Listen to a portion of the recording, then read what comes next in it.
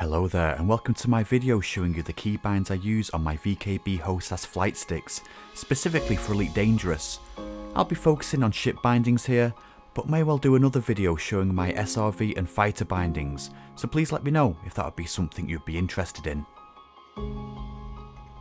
Now this video is aimed primarily for those who are maybe new to flight sticks and are looking for ideas on what bindings to set for Elite Dangerous, or maybe just for those who are looking specifically to buy a set of these VKB flight sticks. I want to see the controls in action.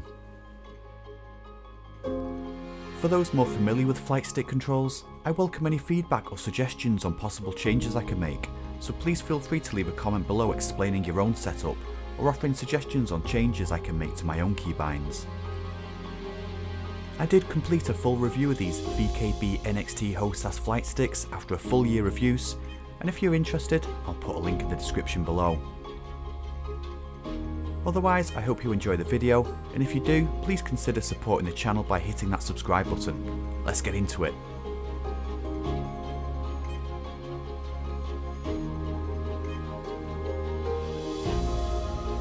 I'll start with the basic controls.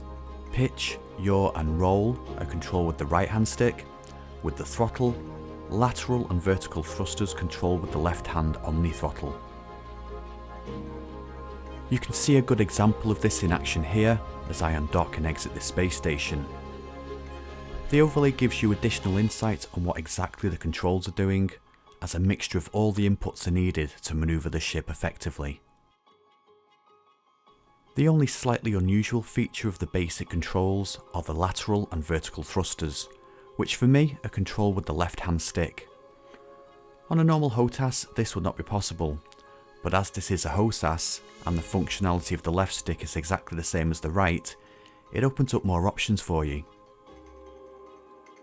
What is yaw on the right hand stick is vertical thrust on the left, and what is roll on the right is lateral thrust on the left.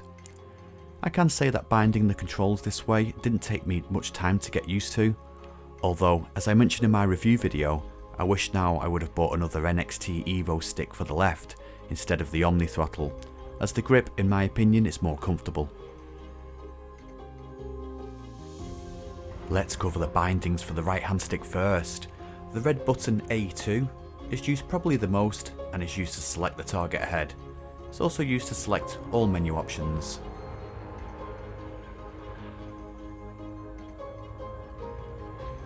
Next we will cover the hats. The first one, A4, I use for fighter orders and subsystem selection.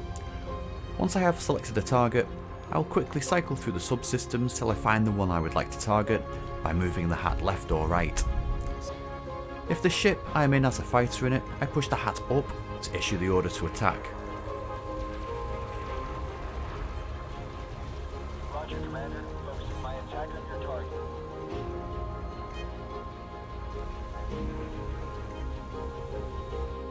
And when I'm all done, I'll push the hat down to order the fighter back into the hangar bay. Now I don't really use any other fighter orders, but let me know in the comments if you think I should add any.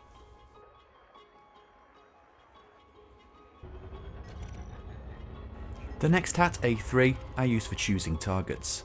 Up and down cycles through all available targets, and I use this mainly in res sites for finding pirates. Left and right cycles hostile targets, so it's good to use in conflict zones. And clicking the button in will select the highest threat, so if someone is shooting at me, it will select this ship over the others. The small hat on the side of the stick, C1, is more of a utility hat.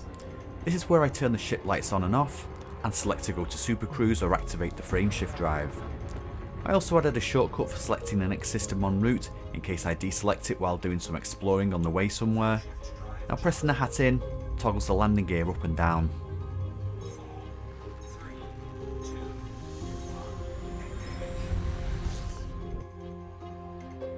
Onto the quick fire buttons at the front. You have the obvious main trigger, which is set to primary fire. B1, the grey button on the side, is set for chaff, with the speed fire triggers set to cycle fire groups when you pull it towards you, and for silent running when you push it away.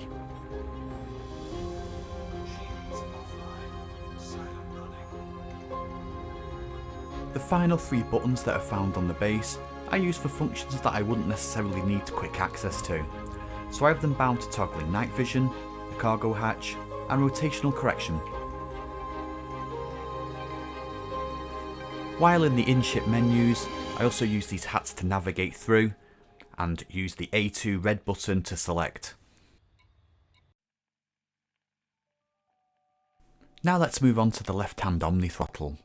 Generally speaking, I have less binds on this grip. This is for a couple of reasons. One is that this stick isn't quite as comfortable to grip for me, but also my decisions on binds for this stick were mainly to supplement what the right stick was doing. The main issue I found with designing on my keybinds was finding a balance between the left and right hand.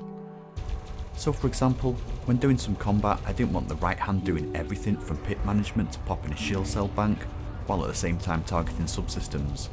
So I really had to think about how I could spread them across both the sticks, factoring in what I would be doing at any given point.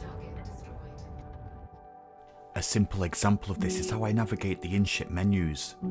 I use the left hand A4 hat to choose the menu, and then I use the right hand stick to choose the tabs, and select the option I want.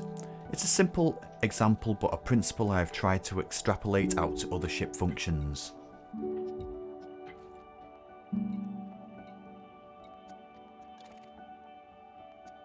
Let's start with the 8-way hat A1. I use this for pit management, up for engines, right for weapons, and left for systems. Pressing down on the hat equalises all pips. The A4 hat is used to focus on UI panels. Up for comms, left for nav panel, right for inventory and status, and down for assignments.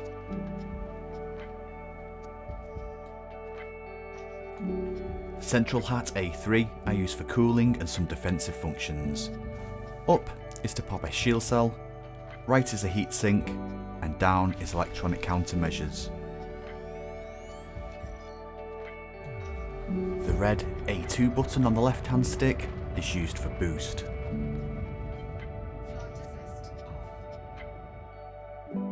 For the quick fire buttons at the front, we have the red secondary fire for the trigger, and the grey B1 button is for flight assist off. Flight assist on. I also use the pinky button here for going back with the UI, so exiting menus, etc. For the grey C1 hat, all I have bound here is for pressing the hat in. It changes the cockpit mode between combat and analysis mode.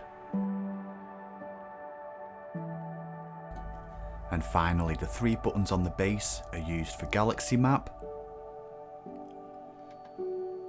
system map, and full spectrum scanner mode.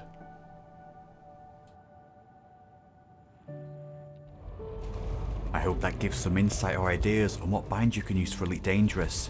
As ever, any comments or suggestions, please feel free to leave below. See you next time.